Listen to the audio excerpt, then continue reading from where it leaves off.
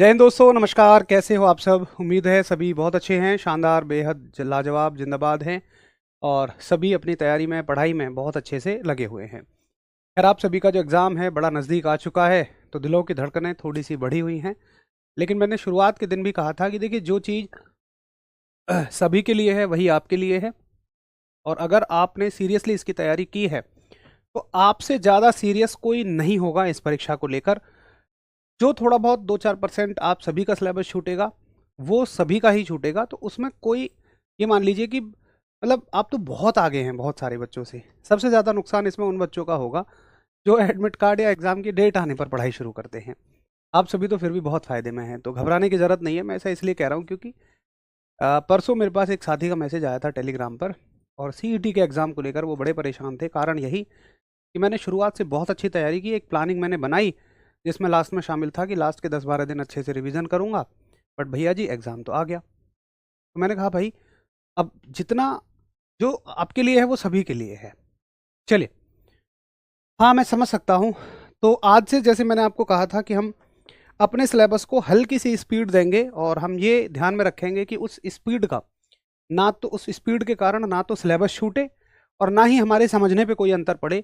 तो उसके लिए हम लोग पीडीएफ की मदद लेंगे सिर्फ, जिससे हमारा समय बचेगा। तो मैं वादा करता हूं कि पीडीएफ से आप सभी का नोट करने वाला और मेरा लिखने वाला समय बचेगा। उससे हमारे समझने में कोई दिक्कत नहीं आएगी।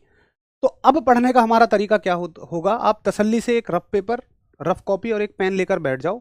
मैं कुछ पूछूं तो कैलकुलेशन करके, नोट करके मुझे बता देना, लिख लिखा के। बाकी मेरी बातों को ध्यान से सुनते रहना। जब हम अगली स्लाइड चेंज करेंगे, एक टॉपिक कंप्लीट करेंगे, मैं आपसे पूछूंगा, थम्स अप कराऊंगा। आपको समझ में आ जाए थम्स अप करना, नहीं आए तो अपने डाउट पूछना।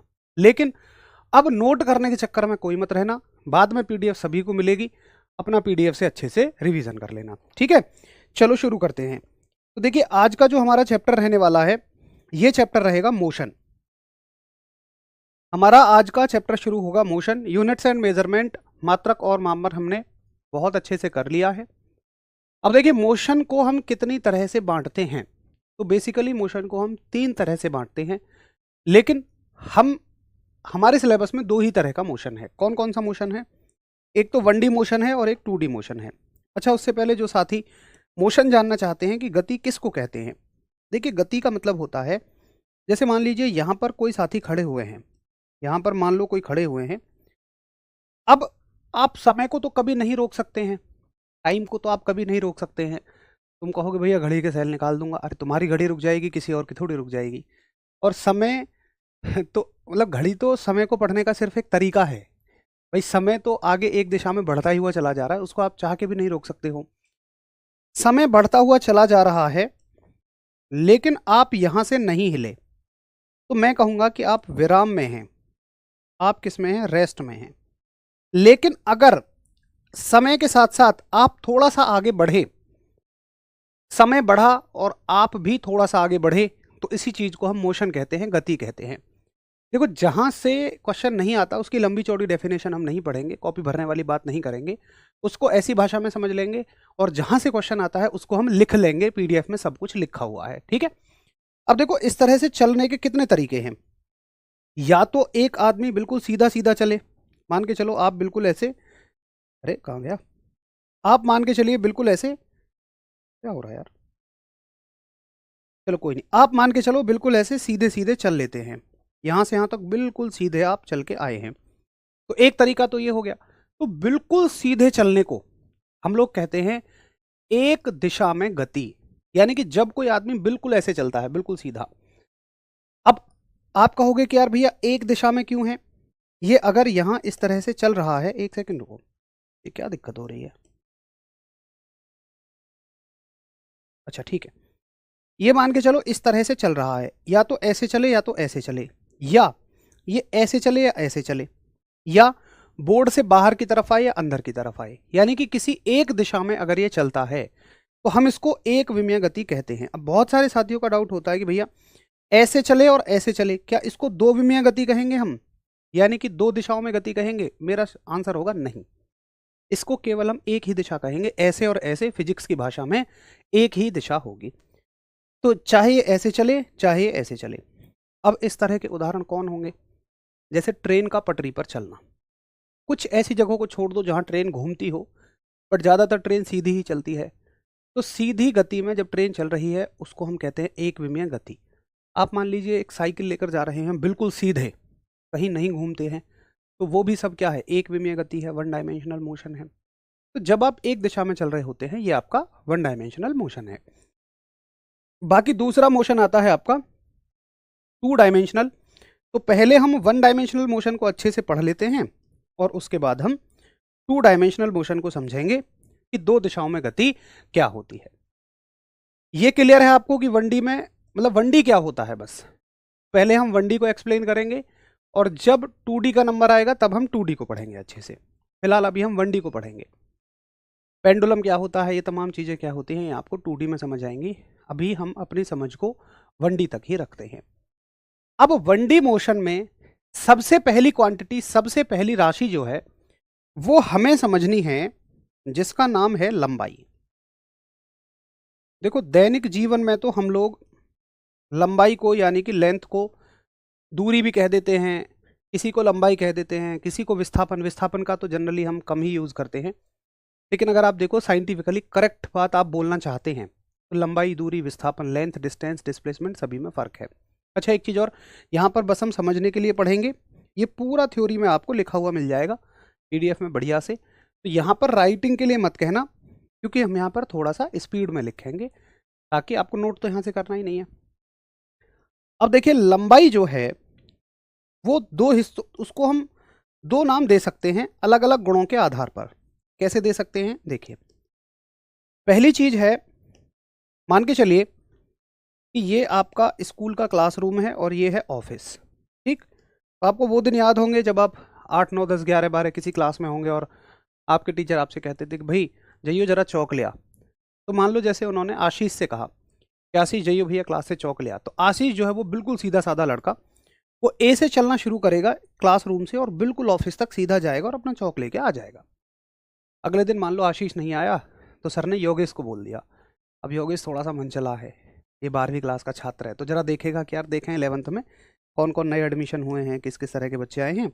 यानी कि ये टाइम पास करके अपना घूम घाम के ऐसे ए से बी तक बिल्कुल सीधा ना जाके थोड़ा ऐसे घूम घाम के जाएगा।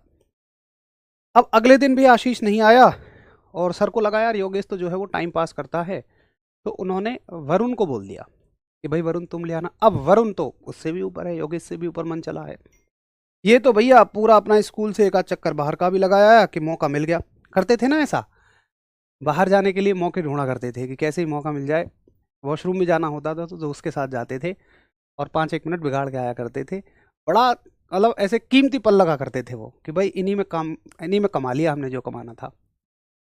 तो मेरा आपसे एक प्रश्न है, देखो ये सभी जो हैं ए से बी तक लंबाइयाँ हैं, ये भी लंबाई है, ये भी लंबाई है, ये भी लंबाई है, और भी यहाँ पर हजारों लंबाइयाँ बना सकता हूँ। ए से बी तक जाने के कितने ही तरीके संभावित हैं, लेकिन मुझे ये बताइए ए से बी तक जाने का सबसे छोटा रास्ता कौन सा है? 1, 2 या 3 या कोई और हो सकता है तो वो बताइए। मेरे राय में तो 2 है। नंबर 2 रास्ता ए से बी तक जाने का सबसे छोटा रास्ता है और इससे छोटा कुछ हो ही नहीं सकता है। अगर आप मेरी बात से सहमत हैं तो यस करिए। चलो वेरी गुड। सर वो बड़े कीमती पल थे, बिल्कुल ठीक बात है। तो ये जो नंबर 2 रास्ता है ये ए से बी तक जाने का सबसे छोटा रास्ता है। देखिए इस छोटे रास्ते को है तो ये लंबाई ही, तीनों लंबाई हैं, और भी आप बनाओ वो सब लंबाइयां हैं, लेकिन ए से बी तक की सबसे छोटी लंबाई को हम क्या कहते हैं? विस्थापन कहते हैं, डिस्प्लेसमेंट कहते हैं। तो ये क्या कहलाएगी? विस्थापन कहलाएगी, डिस्प्लेसमेंट कहलाएगी।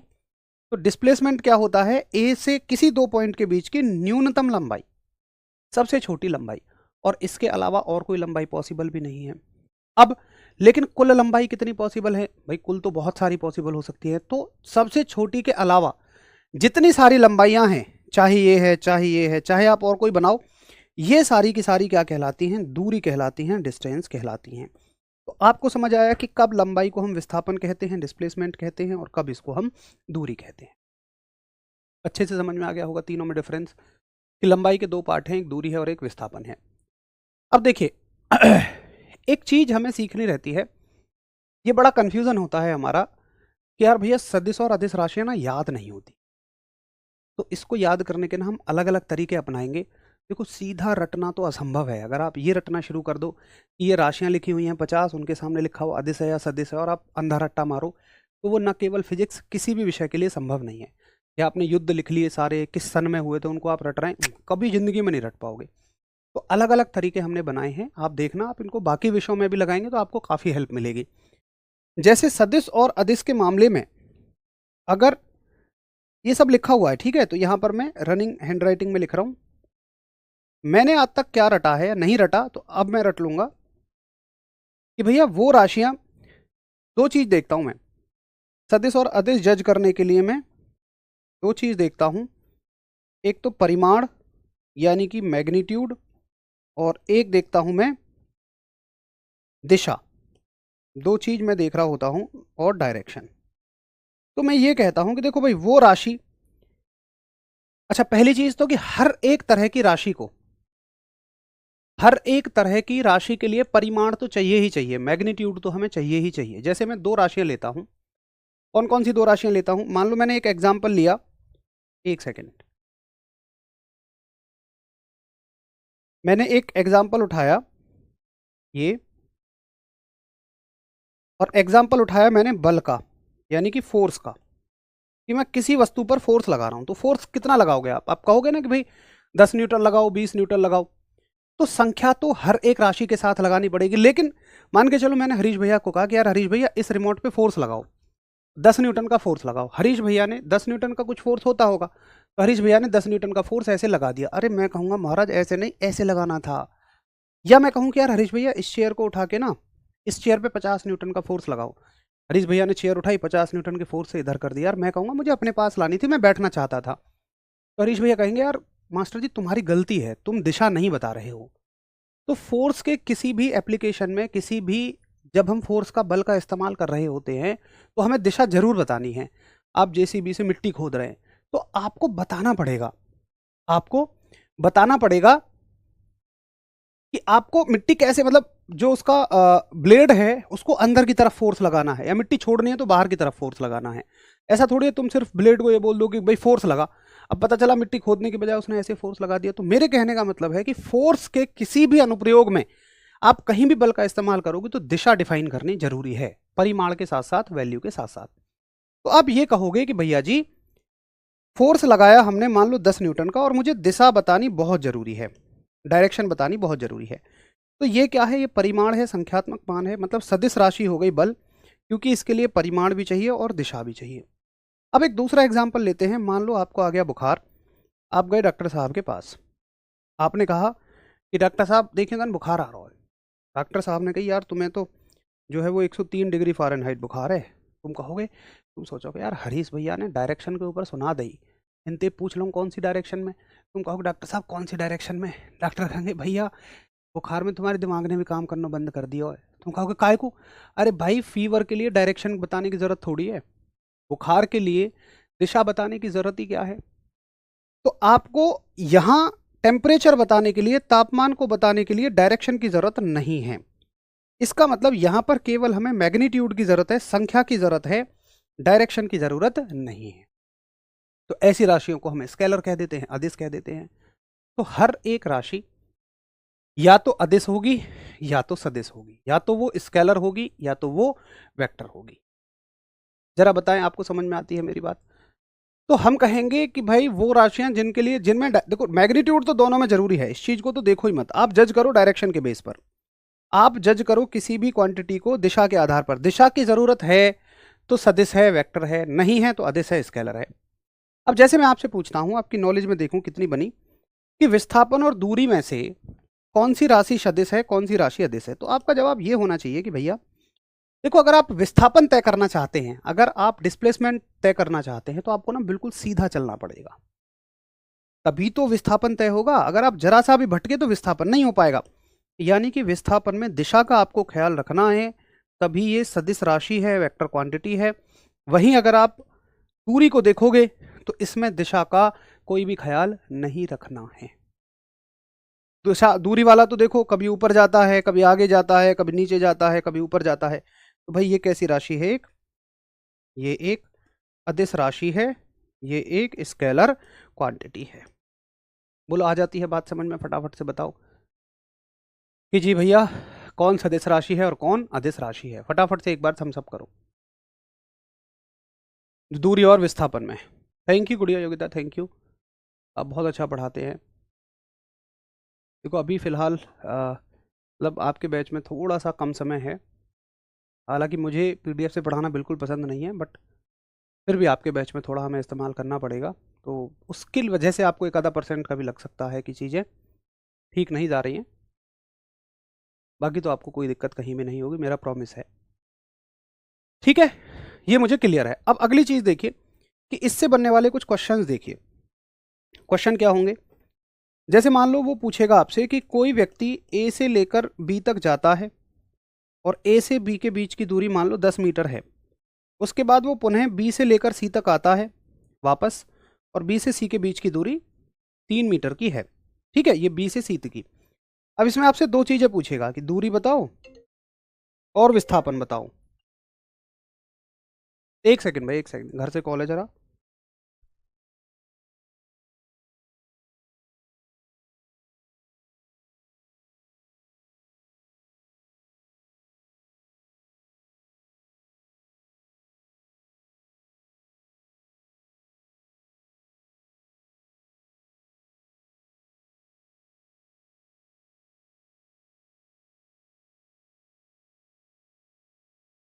आपसे पूछेगा कि इस प्रक्रिया में दूरी बताइए, डिस्टेंस बताइए, और विस्थापन बताइए, यानी कि डिस्प्लेसमेंट बताइए। ये दो चीजें आपसे इस प्रक्रिया में वो पूछेगा। अब बताओ इस प्रक्रिया में कैसे निकालेंगे आप? देखो दूरी एक अदिश राशि है, इसका मतलब हम इसमें कभी दिशा का ख्याल नहीं रखते। अगर आपसे दूरी पूछी जाए तो सब दूरियों को प्लस में लेके जोड़ देना। आप आगे चले टोटल 10, आप पीछे चले प्लस की 3, मतलब आगे चलने को प्लस की 10, पीछे चलने को प्लस की 3। और आपको शायद ऐसे हैबिट ना हो जोड़ने की, आप कैसे जोड़ते होंगे? डायरेक्ट ऐसे। लेकिन हर एक संख्या के साथ एक निशान होता है, चिन्ह होता है। भाई 10 के साथ भी प्लस का चिन्ह है, प्रॉपर ऐसे लिखा जाना चाहिए, बट आगे जनरली नहीं लिखते हैं, ये कन्वेंशनल है, लेकिन लिखा जाना चाहिए। तो 10 और 3 कितना हो जाएगा? प्लस का 13। और विस्थापन में आप आगे चल रहे हो तो +10 और पीछे चल रहे हो तो -3, तो 10 में से 3 जाएंगे। अब बहुत सारे साथी कहते हैं प्लस माइनस माइनस, आप इस तरह से गणना करते हैं जो कि गलत है। ये जो तरीके होते हैं चलते हैं मल्टीप्लाई में। अगर आप ऐसे कहते कि +10 -3 की गुणा कर रहे हो तो प्लस की गुणा माइनस में माइनस करते आप, लेकिन यहाँ आप जोड़ घटाना कर रहे हो। जोड़ घटाने में आप ये देखते हो कि दोनों में कौन बड़ा है। तो 10 बड़ा है प्लस का और 3 माइनस का छोटा है, तो जिसके बड़े होंगे उसके बचेंगे, तो प्लस के बचेंगे। और 10 में से 3 गए तो 7 बचेंगे। तो ये हो गया 13 मीटर और 7 मीटर। क्लियर है आपको दूरी और विस्थापन?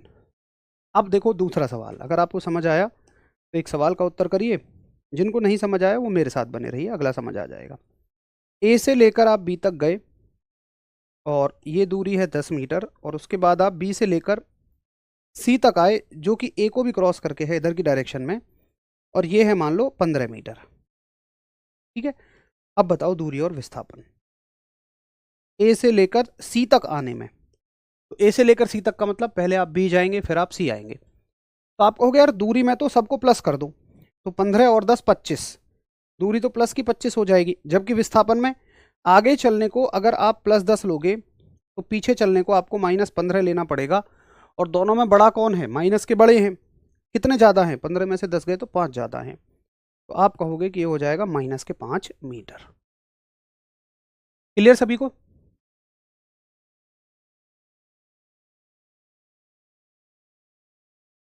चलो अब अगला सवाल देखिए। आप प्लस माइनस का जरूर ध्यान रखिए, यही तो चीज़ें हैं जो थोड़ी सी इसमें अंतर करेगी। आप ए से लेके बी तक गए जो कि 10 मीटर है, और पुनः बी से लेकर ए तक आ गए, यानी कि बी से सी तक आ गए, ए तक ही आ गए। अब तो उसी रास्ते वापस आप लौट आए, 10 मीटर ही गए, 10 मीटर ही लौट आए। तो दूरी और विस्थापन कितने होंगे, डिस्टेंस और डिस्प्लेसमेंट कितने होंगे बताएंगे? भाई इस प्रक्रिया में दूरी जो है आपकी, देखो आप चाहे आगे चलें चाहे पीछे चलें, दूरी तो हमेशा ऐड होगी, ये तो प्लस की रहेगी, प्लस की 20 मीटर। लेकिन विस्थापन आगे चले +10 और पीछे चले -10, तो 0 हो जाएगा। यानी कि आपको याद रखना होगा, आपको याद रखना होगा कि जहाँ से चले आप वहीं से वापस आ गए, आप जहाँ से चले वहीं से वापस आ गए, तो आपका डिस्प्लेसमेंट 0 हो जाएगा, आपका विस्थापन -0 हो जाएगा। बहुत बढ़िया आशीष, वेरी गुड। अब एक और सवाल देखिए आप। अगला सवाल क्या है, अगला क्वेश्चन देखिए कि आप ए से लेकर बी तक गए और बस आप बी पर ही रुक गए, यहीं रुक गए। अब बताओ दूरी कितनी होगी और विस्थापन कितना होगा, डिस्टेंस कितनी होगी और डिस्प्लेसमेंट कितना होगा। तो आपका कहना रहेगा कि भैया अगर हम ए से लेकर बी तक जाएं तो दूरी भी 10 है, प्लस की 10 है, और विस्थापन जो है वो भी प्लस का ही 10 है, दोनों ही प्लस के हैं। दूरी भी 10 और विस्थापन भी 10। ठीक है, अब मैं आपसे एक सवाल पूछता हूं। देखो, एक तो यहां से हमने कुछ क्वेश्चंस तैयार कर लिए, यहां से कुछ सवाल पूछे जाएंगे तो आप उन्हें बना दोगे। कुछ हमने यहां से फैक्ट तैयार कर लिए। क्या फैक्ट तैयार कर लिए, आप चारों क्वेश्चंस में देखो कि दूरी जो है वो हर जगह प्लस की रहेगी। कैसे, आप यहां दूरी देखो ये प्लस की है, यहां दूरी देखो ये प्लस की है, यहां दूरी देखो ये प्लस की है, यहां दूरी देखो ये प्लस की है। यानी डिस्टेंस हमेशा पॉजिटिव रहती है, क्योंकि वो एक स्केलर क्वांटिटी है, तो दूरी हमेशा पॉजिटिव ही रहती है। ठीक है, और अगर आप डिस्प्लेसमेंट को देखें तो यहाँ पॉजिटिव है, यहाँ नेगेटिव है, यहाँ ज़ीरो है और यहाँ पॉजिटिव है। तो ये प्लस माइनस जीरो कुछ भी हो सकता है। अगर मैं इस चीज़ को आपको डायरेक्ट बोलता तो शायद आपको नहीं समझ में आती, लेकिन अभी ऐसी कोई बात ही नहीं है कि ना समझ में आई हो। कि दूरी जो है वो हमेशा पॉजिटिव रहेगी और डिस्प्लेसमेंट जो है, विस्थापन जो है वो प्लस भी हो सकता है, माइनस भी हो सकता है और शून्य भी हो सकता है। तो ज़रा बताइए कि हाँ जी, मुझे ये फैक्ट समझ में आ गए हैं और मैंने ना यहाँ पे लिख दिए हैं कि भाई दूरी जो है वो, विस्थापन जो है वो शून्य, धनात्मक अथवा ऋणात्मक भी हो सकता है, और जो दूरी है वो हमेशा प्लस में होती है। करिए एक बार हम सब कि ठीक है भैया, पेपर में अगर ये फैक्ट आते हैं, ऐसे तथ्य आते हैं, तो अब इन्हें मैं रटने की बजाय सॉल्व कर दूंगा।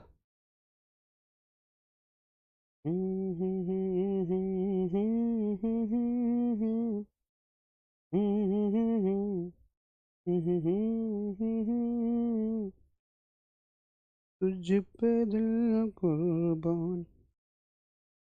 ठीक है, क्लियर है, बहुत इजी बात है। अब आप इसको अच्छे से याद कर लेंगे। अब देखिए आगे चीज, आगे देखेंगे आप। अगली चीज है कि भैया जी अब ये तो हो गई दूरी और विस्थापन, चलो ठीक है। एक आदमी चल रहा है, ये चल रहा है आदमी, और उसने मान लो 10 सेकंड में मान लो 50 मीटर की दूरी तय की। मैं डिस्टेंस मान लेता हूं, डिस्प्लेसमेंट या डिस्टेंस कुछ भी मान लो फिलहाल, तो एक के लिए तो कोई दिक्कत नहीं है। तो मान लो उस व्यक्ति ने 10 सेकंड में 50 मीटर की डिस्टेंस ट्रेवल किया। अभी फिलहाल हम इसको दूरी कह रहे हैं।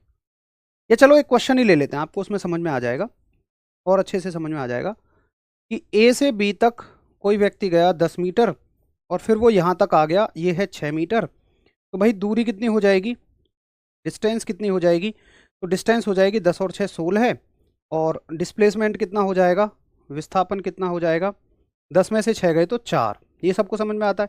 और मान लो इस प्रक्रिया में पूरा उसे 4 सेकंड लगे, पूरा मान लो जाने में और आने में। अब अगर मैं ये देखूं कि उसने 1 सेकंड में कितनी दूरी तय की, तो मैं क्या बोलूंगा, मैं ऐसे ही तो कहूंगा कि देखो भाई 4 सेकंड में अगर 16 मीटर, तो 1 सेकंड में कितने मीटर, आप कहोगे 16/4 मीटर, ऐसे ही तो कहोगे आप।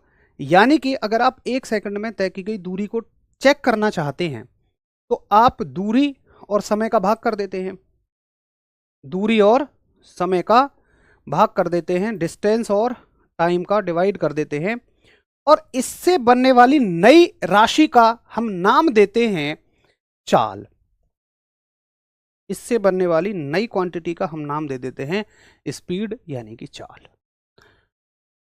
आपको जरूरत नहीं थी कि आप चाल जैसे एक नए शब्द की उत्पत्ति करें, आप काम चला सकते थे कि भाई दूरी बटे समय, दूरी बटे समय, लेकिन ये थोड़ा सा बड़ा हो जाता है।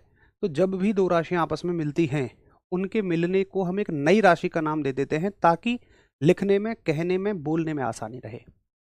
तो चाल बराबर दूरी बटे समय। और जब हम इसी चीज को विस्थापन के साथ चेक करते हैं डिस्प्लेसमेंट के साथ चेक करते हैं कि भाई 1 सेकंड में कितना डिस्प्लेसमेंट इसने ट्रेवल किया, 1 सेकंड में कितना विस्थापन तय किया। यानी कि जब हम विस्थापन के साथ इसी चीज को चेक कर रहे होते हैं, डिस्प्लेसमेंट के साथ चेक कर रहे होते हैं, विस्थापन बटे समय, डिस्प्लेसमेंट अपॉन टाइम, तो इसको हम कहते हैं वेग यानी कि वेलोसिटी। तो दो राशि हमारे पास और बन जाती हैं जो हमने पढ़ी हैं, दूरी और विस्थापन। उनमें अगर हम टाइम का डिवाइड लगा दें तो दो नई राशियां और मेरे पास आ जाती हैं। दूरी में टाइम का डिवाइड लगाने से चाल बन जाती है और विस्थापन में समय का डिवाइड लगाने से वेग बन जाता है, वेलोसिटी बन जाता है। ये बात समझ आती है कि भाई चाल और वेग में क्या फर्क है। चाल पे आप चेक कर रहे हो कि किसी वस्तु ने 1 सेकंड में कितनी दूरी तय की, और वेलोसिटी यानी वेग में आप चेक कर रहे हो कि एक वस्तु ने 1 सेकंड में कितना डिस्प्लेसमेंट ट्रेवल किया, कितना विस्थापन तय किया। बोलो आगे बात समझ में भाई कि हाँ जी भैया मुझे आपकी बात समझ में आती है। ठीक है, अब देखो अगली चीज, एक अगली चीज है कि अब इस बात को हम बोलें कैसे, लैंग्वेज में, भाषा में हम बोलें कैसे, लिखने के लिए, याद करने के लिए। तो लैंग्वेज में आप ऐसे बोलेंगे, या तो आप ये कहो कि भाई दूरी तथा समय के अनुपात को, जब जो दो चीजें डिवाइड में होती हैं तो हम अनुपात शब्द का इस्तेमाल करते हैं कि दूरी तथा समय के अनुपात को हम चाल कहते हैं, विस्थापन और समय यानी डिस्प्लेसमेंट और टाइम के रेशियो को हम वेग कहते हैं, वेलोसिटी कहते हैं। ठीक है, ये लिखा हुआ है आगे, इसलिए मैं बार बार इसको घुचड़ पुचड़ सा कर रहा हूं। एक दूसरा तरीका होता है, आप ऐसे बोलेंगे, जब भी किसी राशि में समय का भाग लगेगा तो आप कहेंगे, ये लिखा हुआ है, सब कुछ लिखा हुआ है, एकांक समय में तय की गई दूरी को चाल कहते हैं, एकांक समय में तय की गई दूरी को चाल कहते हैं। और यहां आप बोलोगे एकांक समय में तय किए गए विस्थापन को वेग कहते हैं, ऐसे भी कह सकते हो। एक तीसरा तरीका कहने का, जब भी किसी राशि के नीचे टाइम का डिवाइड लगे, जब भी किसी क्वांटिटी के नीचे समय भाग में हो, तो आपको उस राशि के साथ रेट शब्द का इस्तेमाल करना है, हिंदी में दर शब्द का इस्तेमाल करना है। कैसे? आप कहोगे दूरी की दर को चाल कहते हैं और विस्थापन की दर को वेग कहते हैं। अभी मैं लिखूंगा तो और अच्छे से समझ आएगा। Rate of distance is called as speed और rate of displacement is called as velocity. तो आप चाहें किसी भी तरीके से इनको डिफाइन कर सकते हैं। बोलो क्लियर भैया?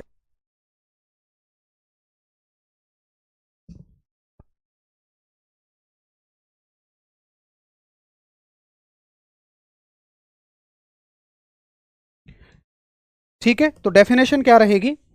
अब चाल पहले लिख लो, ये चीजें लिखी नहीं हुई है तो लिख लो, हेडिंग डालेंगे चाल यानी कि स्पीड, और जितना हमने सीखा उसको लिख लेते हैं। तो चाल बराबर दूरी बटे समय, speed equals to distance upon time, और परिभाषाएं क्या बनेंगी? एकांक समय में तय की गई दूरी को चाल कहते हैं,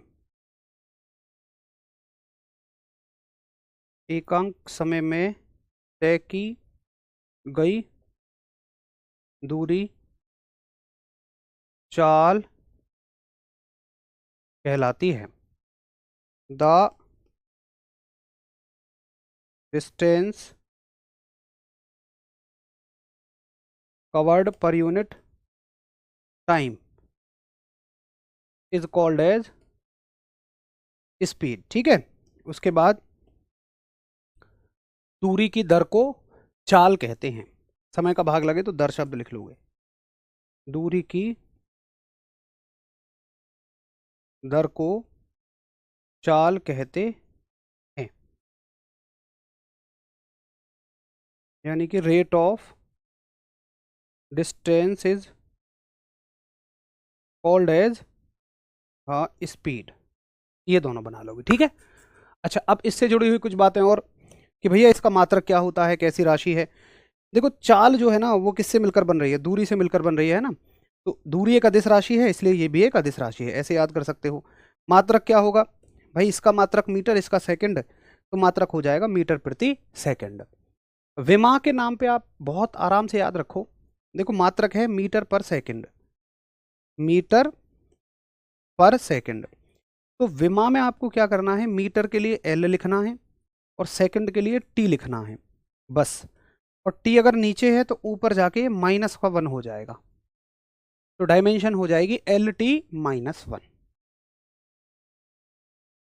फटाफट से एक बार सभी थम्स अप करो कि ठीक है भैया, मुझे चाल से बनने वाले ये सभी फैक्ट बड़े अच्छे से समझ में आ गए हैं, स्पीड से बनने वाले ये सारे फैक्ट मुझे क्लियर हैं। अगर क्लियर हैं तो फिर आप वेलोसिटी के लिए, वेग के लिए खुद से लिखेंगे सारी चीज़ों को। मैं केवल डेफिनेशन लिखूंगा वेग की, वेलोसिटी की, कि वेग बराबर विस्थापन बटे समय।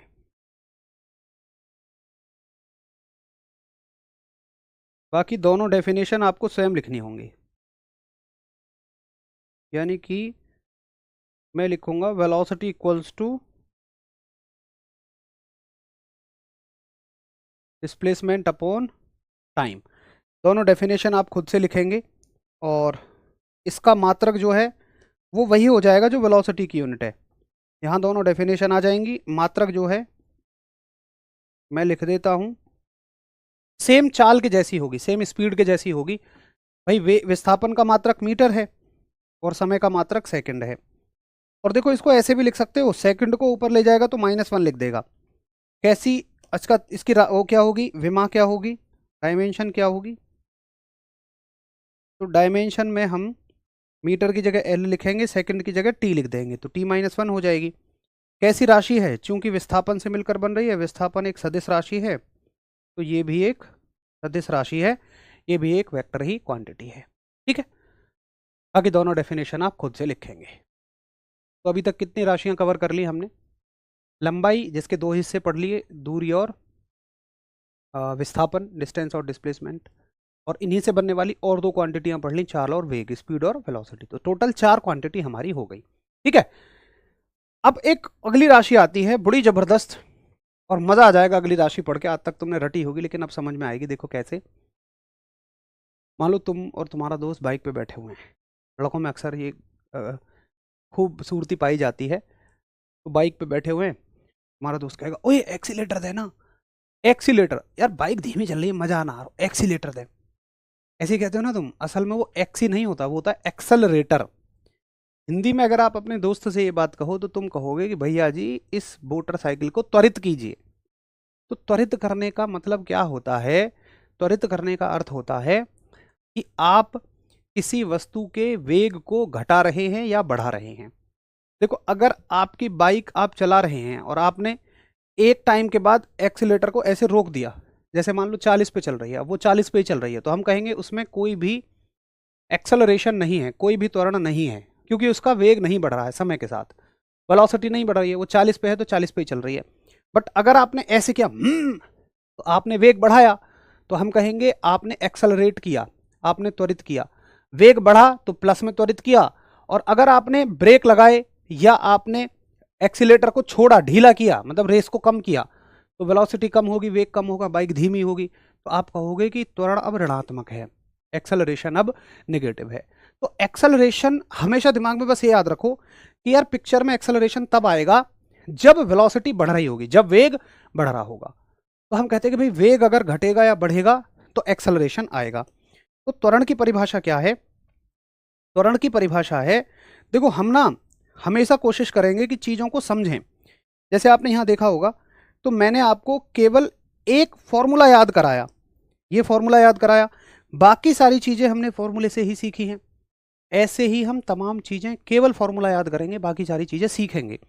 जैसे मैंने एक फॉर्मूला याद किया कि यार त्वरण जो है ना, एक्सेलरेशन जो है, ये क्या होता है भैया, ये होता है कि किसी वस्तु के वेग में कितना परिवर्तन हुआ और ऐसा होने में कितना समय लगा।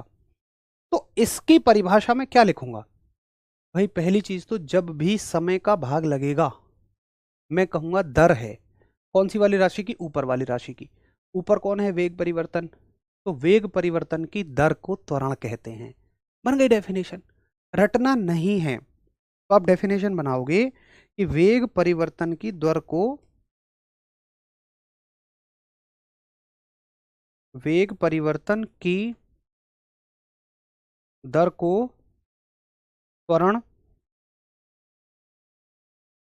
कहते हैं, यानी कि रेट ऑफ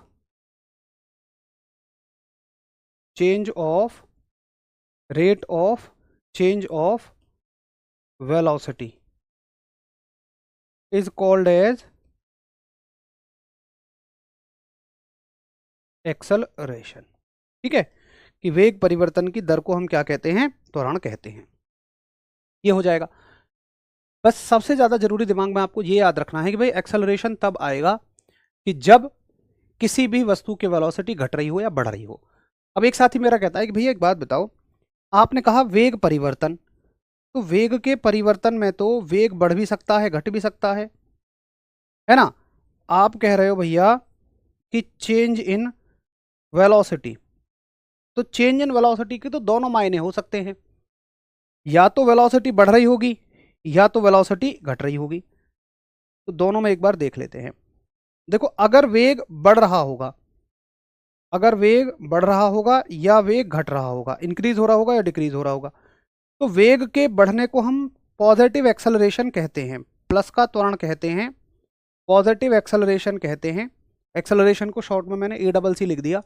और अगर ये घट रहा है तो इसको मेरे भाई हम नेगेटिव एक्सेलरेशन कहते हैं, यानी कि ऋणात्मक त्वरण कहते हैं। और ऋणात्मक त्वरण का एक और फेमस नाम है जो कि है मंदन, यानी कि इंग्लिश में इसको बोलते हैं हम रिटार्डेशन।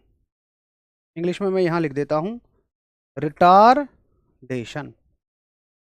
जब वेग घट रहा होगा तो उसको हम या तो नेगेटिव एक्सेलरेशन बोलेंगे या बोलेंगे रिटार्डेशन।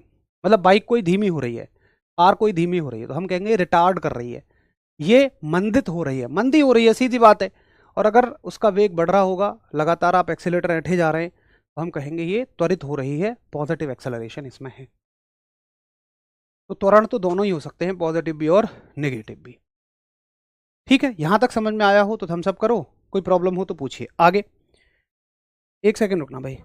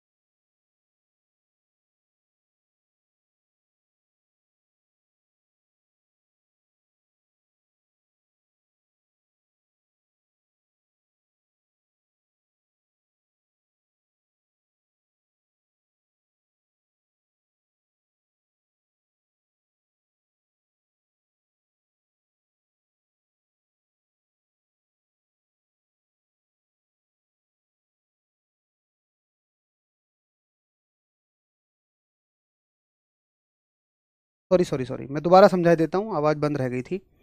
मैं फिर से निकाल के बता रहा हूँ आपको। देखिए, हमें पढ़ना है अब इसका मात्रक, यानी कि यूनिट। तो मात्रक क्या होगा भाई? ऊपर वेग का मात्रक और नीचे समय का मात्रक।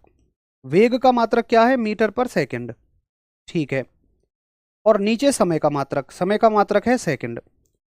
तो अब आप ये कहो यार, नीचे तो सेकंड आ गया था, ये तो वेग में छिपा हुआ था, समय का सेकंड हमने अलग से लिया है। तो दो हो जाएंगे आपके मीटर और नीचे 2 सेकंड हो जाएंगे। इसको चाहें तो हम ऐसे भी लिख सकते हैं। और अगर डायमेंशन पूछेगा, ये मात्रक हो गया। और अगर डायमेंशन पूछेगा तो मीटर की जगह एल और सेकंड की जगह टी, एल टी और -2, ये हो गया LT माइनस। कैसी राशि है?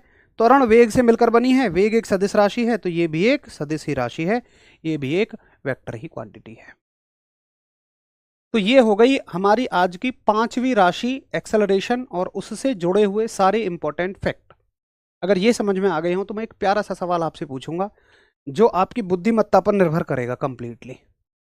एक बार फटाफट से थम्स अप करो कि ठीक है भैया, आप पूछ लो। अभी वॉइस ओके होगी, आपको ये समझ में आ गया होगा। नोट नहीं करना है, बस आप थम्स अप करो, तब तक मैं क्वेश्चन लिख लेता हूं। सवाल है कि किसी वस्तु का वेग, किसी वस्तु का वेग एक समान है, उसका त्वरण होगा। बताओ, यानी कि velocity of an object is uniform, the acceleration would be.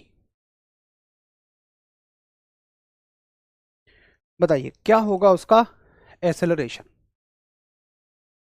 बहुत बढ़िया, पहला उत्तर रूबी का है और एकदम करेक्ट आंसर भी है। और अगर आप इस स्तर के क्वेश्चंस के आंसर खुद से कर पा रहे हैं तो मान लेना ये टॉपिक आपको बहुत बढ़िया समझ में आया है। बहुत बढ़िया।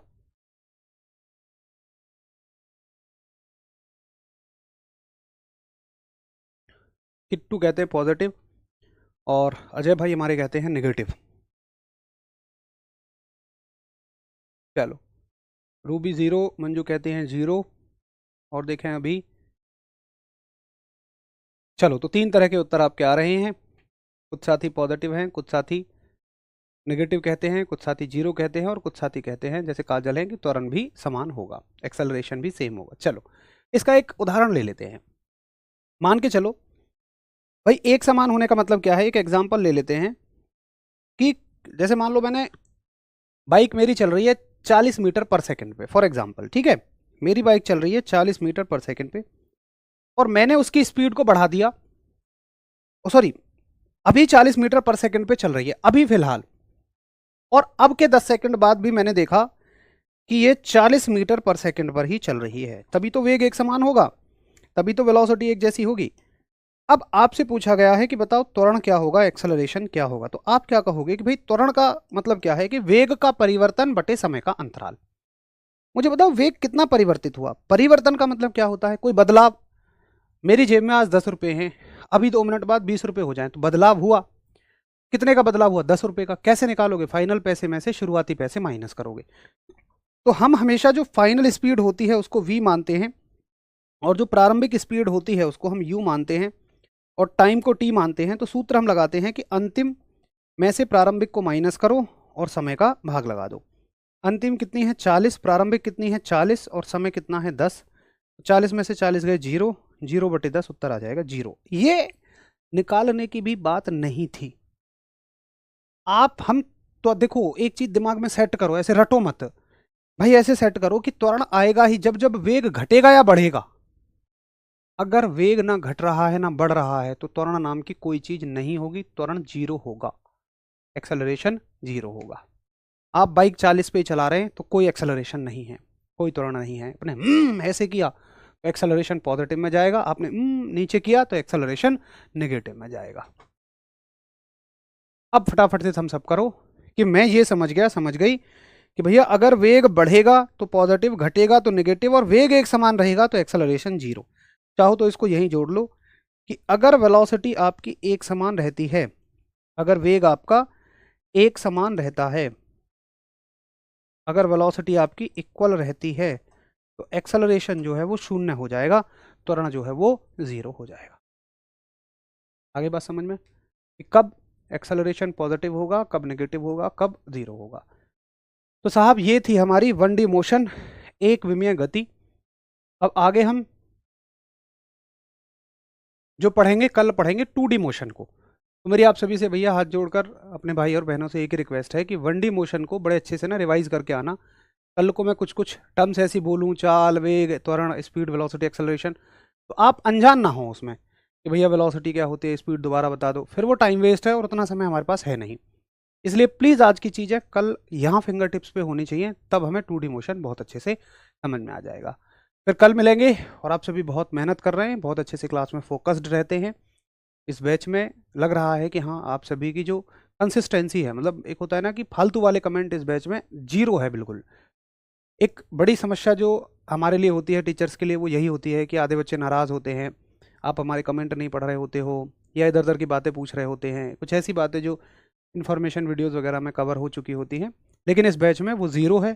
तो अंदर से जो, खैर हम लोग तो कोशिश करते हैं मतलब सभी को एक तरह से ही पढ़ाया जाए, बट फिर भी आप एक टीचर से कितना आउटपुट ले पाते हैं, थोड़ा आपके ऊपर भी डिपेंड करता है। तो मैं मानता हूँ कि इस बैच में वो 100% है। बिल्कुल, बड़ा मज़ा आ रहा है, कुछ भी ऐसा उल्टा पल्टा कोई डाउट नहीं है, और आप सभी बड़ी मेहनत के साथ पढ़ रहे हैं। चलिए रिवीजन बस करते रहिएगा, कल मिलेंगे। नमस्कार, धन्यवाद, जय हिंद।